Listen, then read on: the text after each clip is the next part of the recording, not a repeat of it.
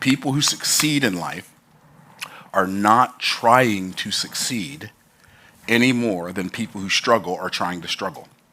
Have you ever noticed that there are some people that you see and everything that they touch seems to turn to gold? Everything they do, they win. Every time they enter a competition, they come out on top.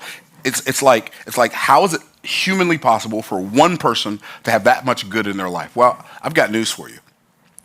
People who succeed in life, and it doesn't matter whether it's a sporting endeavor, financially, relationally, people who succeed in life are not trying to succeed any more than people who struggle are trying to struggle. So, in fact, I submit to you that trying is never the formula for achieving anything. In fact, the reason you're trying so hard is because you're not all set. You've not set yourself up. You've not set yourself in a position where you can automatically win. And I'm going to tell you something. I shared with somebody yesterday. I said, I work about 1/10 as hard now as I did when I was making 1/10 the money that I'm making now. And it feels way less effortful and way simpler, and it requires a lot less human energy for me to produce the results I'm producing now than it did to produce the results I'm producing then. I remember when I used to be really good at golf. I used to be a 4 handicap. Golf felt effortless. When you shoot low numbers on the golf course, it doesn't feel hard. It feels effortless. But when you're struggling, everything feels hard, and you're trying to fix it. Well, trying doesn't work. Trying is not the formula for success. Trying is the formula for exhaustion. So here's the preface of what I'm going to say. People who succeed are not trying to succeed. It's just automatic. People who fail are not trying to fail. It's just automatic. But why is it automatic?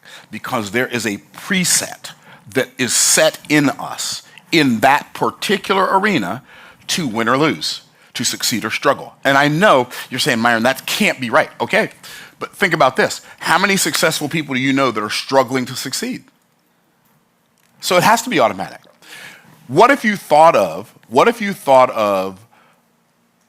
the mechanism that produces your success living on the subconscious area of your mind instead of the conscious area of your mind?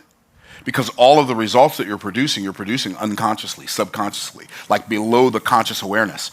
And so how do I set myself up in such a way that my subconscious is set up for automatic success instead of automatic failure? So I'm going to give you an analogy. In fact, I'm going to draw it on the board.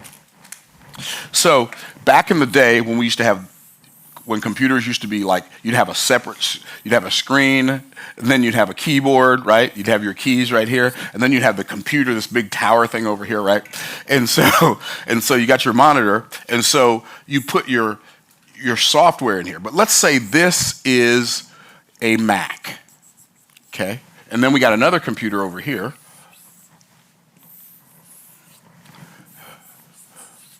Put your software in there, and this is a PC. If you take PC software and you put it in a Mac, the only thing you can get is an error message. And I know some people say, well, but there's a way that you can, that's not what I'm talking about. I'm just talking about natively. If you take PC software and put it in a Mac, the only thing you can get is an error message. If you take Mac software and put it in a PC, the only thing you can get is an error message. And so I believe that trying is always a software from a foreign operating system. So if you think of the operating system in a computer as the main software, the what software? The main software that runs in the background. Where does it run? In the background, that tells the computer what other programs it can and cannot run. Let me say that again. An operating system is the main software of a computer that runs in the background that tells the computer what other software programs it can and cannot run. So what happens when I have, this is my own personal computer, but I'm running, what if I'm running a success operating system, then if I put in failure software, so if I start trying to fail, I get an error message. You say, why would you try to fail? I don't have time to cover why you would try to fail. But it's as hard for people who succeed to fail as it is for people who fail to succeed. Why? Because it's not a part of their programming. And so if you understand that we will never behave consistently in a way that's inconsistent with our programming. Because when we attempt to behave consistently in a way that's inconsistent with our programming, we get an error message. Like our body even starts to glitch if we attempt to do something that we feel like, it's like we have this internal resistance that won't let us be fluid, right? So, but watch what happens. If I'm running a failure operating system, I just put FOS, a failure operating system, and I put some success software in here. Same as trying. And so what happens is I read the success book and I get an error message because my subconscious mind won't allow me to process, to internalize, to make practical the principles that are in the success book. So I hire a success coach. And then the coach tells me to do something, and then I translate what the coach said into my own failure language. And this is not a judgment play. This is just how our minds work. I translate what the coach says into my failure language, and I think he said what I would have said if I had attempted to say what he actually said. And so I translate it into something that he never said nor never intended, but it's the only way I can process it because the language he speaks over here in success land is foreign to me over here in failure land. Right? And then, so what I do is I go to a seminar. And when I go to the seminar, that's more success software, and I'm running in a failure operating system, and I get another error message. So the only way for me to change my life is not by trying to change my life. The only way for me to change my life is to learn what automatic success principles reprogram the unconscious, subconscious, or what I like to call the automatic mind, so that I can stop trying so hard. This is why I believe that something I heard Tony Robbins say back in the 90s. He said, if you want to model any form of human excellence, you have to find somebody who's achieving the thing you'd like to achieve. You have to model 3 things. How many things? 3. What are they? You have to find someone who's succeeding. You model their belief systems. So the primary part of the programming inside of you that allows you to succeed or fail at a thing is what you believe about the thing and what you believe about yourself and what you believe about yourself in conjunction with the thing. Are y'all tracking? And so if what you believe about the thing is off, but what you believe about yourself is not off, then you can't have success. And when I say off, it's not how it actually is. Somehow between you and it, there's some kind of delusion. Right? You come to an erroneous conclusion based on something that you learned or someone that you learned something from, and so you've come to this erroneous conclusion and you're operating as if this erroneous conclusion is truth. And so what happens is, in order for me, so if you can remember back in the days, and some of you are too young to remember this, back in the days of 8088 and 8086 computers, like my first computer didn't have a hard drive. In fact, my first couple of computers didn't have a hard drive. I remember the first computer I ever got that had a hard drive, I think it was like 40 megabytes. And that was a big hard drive back then, right? That's like the fraction, that's like a smidgen of a thumb drive now, right? But that was the hard drive on my computer. And when the operating system went out, there was no, well, just update it. No, what you'd have to do is you'd have to go to the store, to the computer store. You have to buy a new operating system. You'd have to uninstall the old operating system and then reinstall the new operating system. Now, some of y'all may not remember that. I remember it because it was grueling, right? And so what you do is you go in the night before. Okay, well, before I tell you that part. So what if in the computer that is your mind, what if you desire to change the programming of the operating system?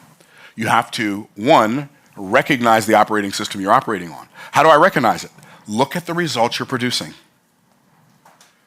If the results you're producing are not the results that you desire, then you have to change the programming, because if all you attempt to do is change your actions are your internal mechanisms are going to resist taking the new actions that could produce the new results until you change the programming. Why? Because we will never behave consistently. Never behave how? Consistently in a way that's inconsistent with our programming. That's why people who hate wealth and think that money is evil can't create wealth. Or even if you don't hate it, just if you think it's evil. Like, well, money is evil. The Bible says that money is the root of all evil. Well, it doesn't say that, number 1.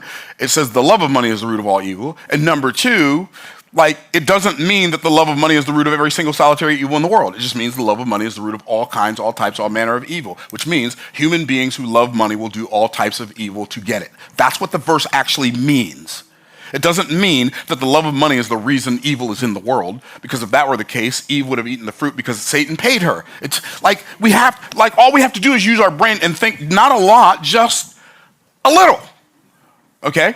And so what happens is I have to recognize the operating system I'm running, then I have to remove it. Now, back in the days when we used to have these computers that had these operating systems that you had to uninstall, the way we did it was we would set this computer to uninstall it overnight right before we went to bed, so that by the time we woke up the next morning, we could reinstall the new operating system, and then you'd have to put a disk in, and then you push go, and it's reading off this 5.5-inch floppy disk that's spinning really, really slow, and then all of a sudden, 45 minutes later, you come take that, it ejects it, and then you come put another disk in, and then you go do some more stuff for a while, and then you come back. So what do we learn about an operating system? Well, number one, you have to recognize it. Number two, you have to remove it. And number three, you have to replace it.